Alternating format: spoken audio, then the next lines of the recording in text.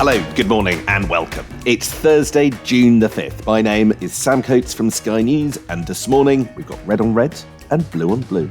We sure have. My name is Anne McElvoy from Politico. Welcome to Politics at Sam and Anne's, the podcast that gives you everything you need to know about the day ahead in British politics in 20 minutes. And do follow the podcast wherever you're listening. That way, you magically pop up in feeds at about 7:45 each morning. 500,000 more children this morning will be eligible for free school meals, the government has announced, as it continues to show the country and its MPs that this government isn't just austerity light. Any child in England whose parents receive universal credit will no longer have to pay for school lunches from this September at a cost of about £1 billion. And yet, spending £1 billion doesn't get you the top front page headlines these days, even in the more Labour-sympathetic newspapers like The Guardian, because all eyes are on Rachel Reeves and that winter fuel U-turn, which we now know is happening in the spending review next week.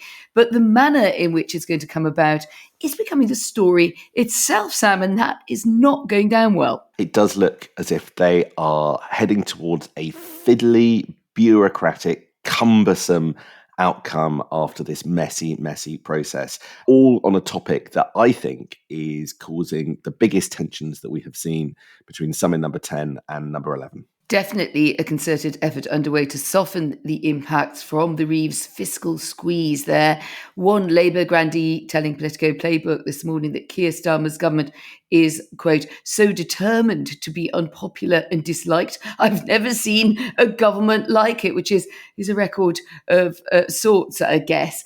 And there's a feeling that cabinet ministers are looking to escape having their budgets raided, and they've been playing poker, haven't they, with the tense conversations going on with the Chancellor. I would say Ed Miliband appears to have won the biggest victory so far in saving his warm homes scheme from a Treasury raid. There were cuts clearly being considered to the warm homes plan to insulate properties, make them more energy efficient, etc. That is an ambitious plan, and it is also a cost of over 13 billion. You can see why Treasury abacus counters alighted on that, but he seems to have seen it off. Yeah, it's going to be fascinating looking at the spending review next Wednesday, because for every winner, of course, the budget is fixed, and therefore that there have to be equal-sized losers, and working out where they are and who didn't get their way, and what Rachel Reeves hasn't been able to fund will be a critical job next week. So we will do more on that in a moment, but it's not just the Reds who are suffering today. Kemi Badenoch is planning to tiptoe further away from Britain's membership of the European Convention on Human Rights. There's a big speech that she's going to do tomorrow, which is going to suggest that Britain should ignore the ECHR when it comes to small boats. But there's also, more immediately, a speech by the shadow Chancellor, the Conservative Mel Stride, who's giving a big picture speech today.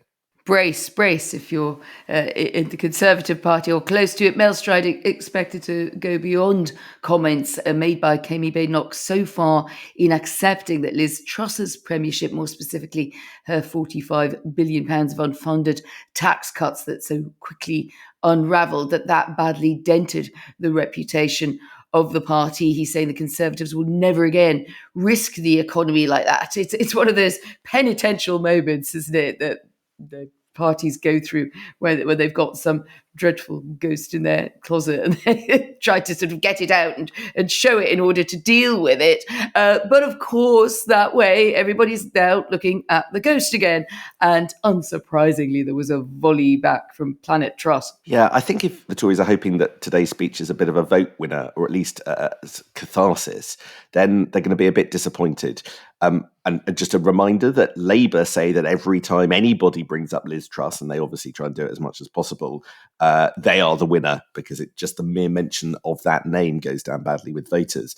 But of course, the loudest and boldest reaction to the speech has come from, you guessed it, Liz Truss herself, who is in every lobby journalist WhatsApp group this morning, sounding off about the comments by Mel Stride, with a promise. And apparently she's not doing interviews today, but she will not hold back on social media, we are being told. So brace for more.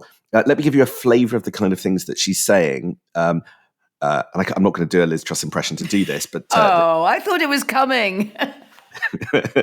Mel Stride was one of the Conservative MPs who kowtowed to the failed Treasury orthodoxy and was set on undermining my plan for growth from the moment I beat his chosen candidate for the party leadership. Mel Stride and too many fellow travellers in the Conservative Parliamentary Party supported an economic policy that backed high immigration, raised taxes to a 70-year high, and pursued unaffordable net zero policies, and the electorate delivered a devastating verdict on that record last summer.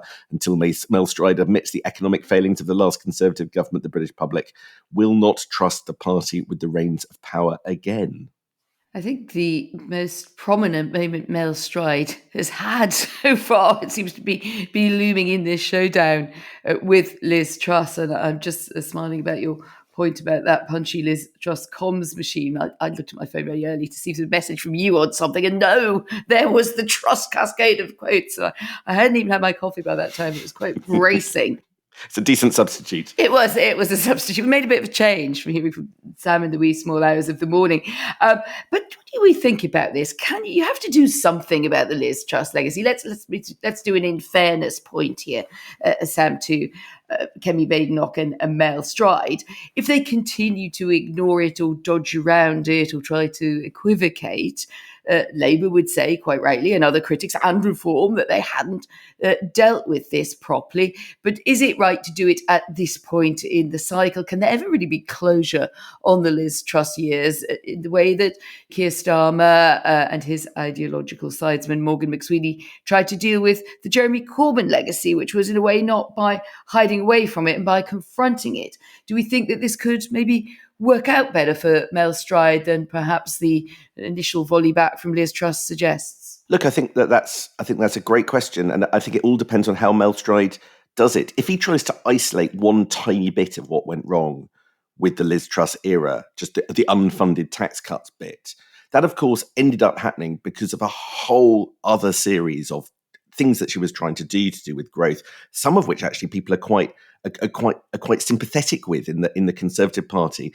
I think it's not as simple to say that she got one thing wrong and then not mention the rest. So I think how Mel Stride pursues her argument and whether or not he actually, once beaten up by Liz Truss, fights back. I mean, I think there's an interesting question about whether Mel just takes the punches from Liz or whether he pursues this argument to the end. Because, look, Liz v. anyone is always funny. It's great drama. But I do think, and sincerely, that if economic policy is presented by the Conservative Party from here on in as Mel v. Liz, then the big loser is the Conservative Party. There are plenty of Tories who basically think that it's more complicated than that. You know, take one element of what Liz Truss is saying. She's calling out Treasury orthodoxy. Well, I know plenty of people at the top of the Labour government who would completely agree with elements of that attack. So I can see what Mel Stride is trying to do. And as you say, a classic attempt to deal with the ghosts of the past. But until you've got a bit more of a fully fledged plan, or you're willing to show that when you get in the boxing ring, you're not going to stop until you win, I do wonder that this doesn't end up causing a little bit more harm than it does good. But Treasury orthodoxy, of course, takes us straight back to the biggest, nastiest issue that is around in politics at the moment, and that's the one for the Labour government, and it's the one that's causing those tensions between number 10 and number 11, which is the dribbly, messy way in which that winter fuel U-turn is emerging, sucking all the oxygen away from what the government really wants to talk about. So to recap, we knew the winter fuel U-turn was coming, but yesterday the Chancellor and then the Prime Minister seemed to bring forward the timeline for that to be delivered to this winter, which does show the urgency, doesn't it, with which they now treat this issue and the damage they think it is doing to the government. We don't yet know how they're going to pay for it, and everything we've been assured again and again by Rachel Reeves has to be fully costed, but they do seem to be in a hurry to deliver it. So the leading proposal of how we might do that is on the front of the Times and the Guardian this morning, in essence, handing out a £300 winter fuel allowance to all and then claiming it back from higher earners when pensioners fill in their tax returns in the spring. That gets around all the difficulty about what you do if you don't want to do a very messy means test on this.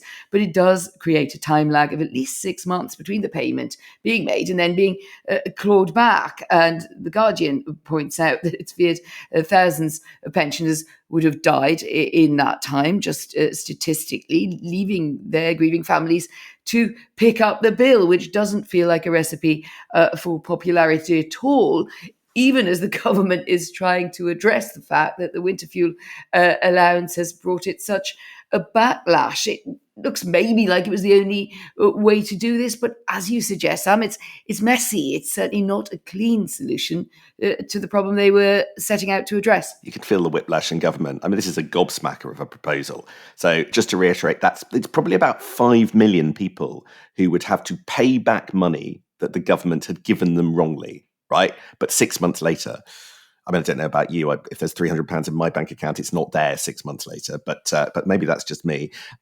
But this raises the spectre of bereaved families, of tens of thousands of dead pensioners being pursued by tax officials to recoup the winter fuel payment. That's not some partisan attack. That's the opening line of the Guardian copy. As you say, it's just not the best look. It's all modelled on the not very comfortable child benefit policy, which George Osborne introduced back in the early days of the coalition to claw back child benefit from higher earners, again, months after the government had wrongly paid them a benefit it didn't want them to have. And it's just such a blunt instrument. And you can feel the desperation of them having to reach for this different technique. And I think that speaks to the fact that there is, as multiple people have told me this week, there are so many different views and tensions over this policy right now about whether or not it's funded. When you can say that, for instance, the economy is doing better and therefore you've got the kind of wiggle room from better economic news to pay for something like that, it doesn't feel like the wider economic situation justifies that yet. But Labour MPs going out saying how great the economy is in order to give themselves some space to do this. That feels like a fairly dangerous path to go down, just telling people that the economy is better than it is. If you want to see in public some of the divisions, you only have to look at what Pensions Minister Torsten Bell was saying yesterday. Now, in the context of all this worrying in public from Keir Starmer and Rachel Reeves, he just came barreling in saying 95% of people agree it's not a good idea to have the system paying a few £100s to millionaires, and so we're not going to be continuing with that. That kind of blunt language is not now what you hear from the Prime Minister and the Chancellor, but it is from people working in the Chancellor's department in charge of this policy area. So my head is slightly hurting about the whole way that the government's going about this. Yours won't be the only head hurting about this by next week and beyond, I can assure you. I felt there that Torsten Bell's tone, it is that kind of hyper-rationalism of the former think tank guy dealing with the demographics, numbers, 95% of people using the word millionaires in there. Well, many people who are not millionaires would be affected by this way of doing things. And as you suggest, maybe it's not always the best politics to go for the kind of hard case analysis when a lot of people will be worried about exactly what you've pointed out there, Sam, about the lag in the payments. How is that going to make people feel? What about pensioners who've already spent that money, or indeed have got very ill in that time, or indeed maybe deceased? My gut tells me that money is never going to come back from the estates of pensioners who are deceased. I mean, I just think one way or the other that's not going to happen, in which case then how it raises the question again of, does this really address the matter of how this is to be paid for? But let's pivot maybe to something that the government is keener that we shine a light on this morning, and that's extra free school meals for 500,000 more pupils in England from September of next year. That feels to me like a measure intended to deal with this perception that the government has become harsh and unyielding, and it's certainly welcomed today by anti-poverty campaigners. It extends a more generous schemes in place in London, Wales and Scotland. And to that extent, it gives the government a win there on only having to do it in England. But even so, the cost is about 1 billion once you go into these very broad spectrum policies to alleviate the truly great need of children growing up in poorer households and those where there may be someone working but at very low levels of income. Free school meals and the politics around that, if you remember back to COVID days, something that the Treasury often came after. They don't like this in the Treasury. They certainly didn't in the Tory years, and we're always trying to sort of curtail it. Now a big expansion there. Look, I've got Labour MPs spontaneously WhatsApping me, cheering this announcement. It does matter to Labour MPs because it's a big child poverty alleviation move. One of them just wrote, the free school bill announcement raises kids getting them in my constituency from 7,500 to 18,000. You can imagine how I feel tonight. It's just a side thing, Anne. I've noticed this in Lewisham where I live, which is free school meals are used as a proxy, a sort of a means test, as it were, for all sorts of other services. So if you go on the Lewisham Council website, you can get free kids clubs in the holidays if your kid is eligible for free school meals. And so all sorts of things, the public sector use that as the test about whether other free benefits come along. Now, effectively, we're adding 500,000 people to the eligibility for that.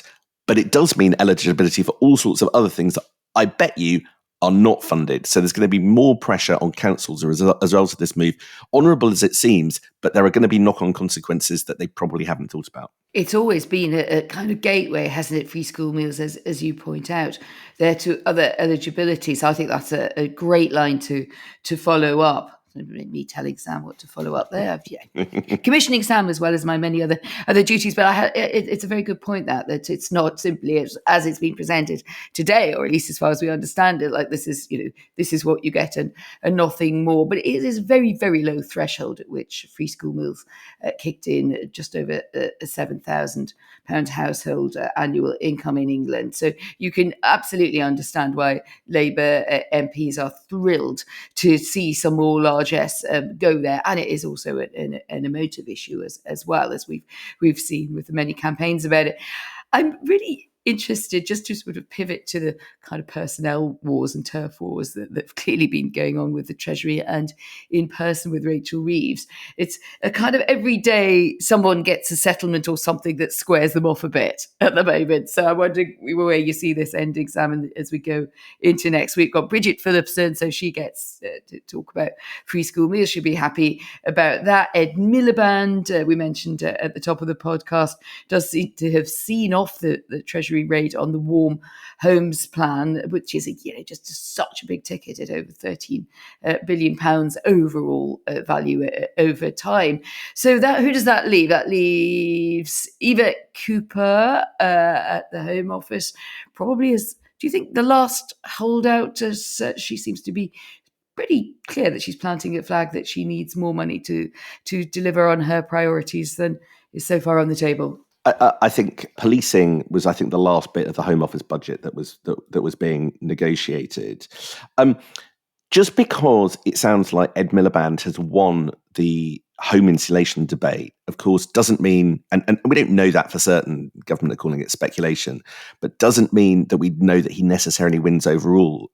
I was told that the debate around there was around home insulation versus solar panels. So is it the case that solar strategy has been created at the expense of the Warm Homes programme? We just don't know, because intra-department tussles are just as important at a moment like this.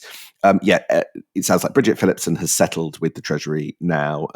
People were reporting that last night, and we just wait for the very last holdouts. I would expect all of that to be done the next day or two.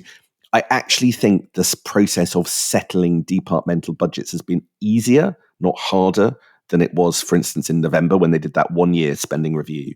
And I think that the politics, the messy politics at the moment, is all around the winter fuel stuff. It doesn't feel that even departments that have lost out a bit are going to war with the Treasury over the settlement. I feel like the battle is going to be elsewhere. Well, I think it's like the usual suspects, isn't it? It's kind of Kaiser Soze what did it. I think there will still be people left at the end of this think this will have changed the internal dynamics of the cabinet. I suppose that was my point there. And you're right, Ed Miliband may or may not have got the full and famous victory there. Wild speculation, someone said of the Telegraph story on that. But it looks like some kind of deal is being cooked up there. But this is the first time, isn't it, that we've really seen that tension inside Labour at the highest level coalescing around winter fuel, but in the end about cabinet ministers and how far they are prepared to make their trade-offs and concessions for the vision of Rachel Reeves and Keir Starmer. We'll be able to mark the homework of all the cabinet next week. When we get the spending review on Wednesday, we can see who are the winners, who are the losers, who did a good negotiation, who had to concede more than they wanted. That is the joy of next Wednesday, and you'll hear all about it on Thursday morning's podcast.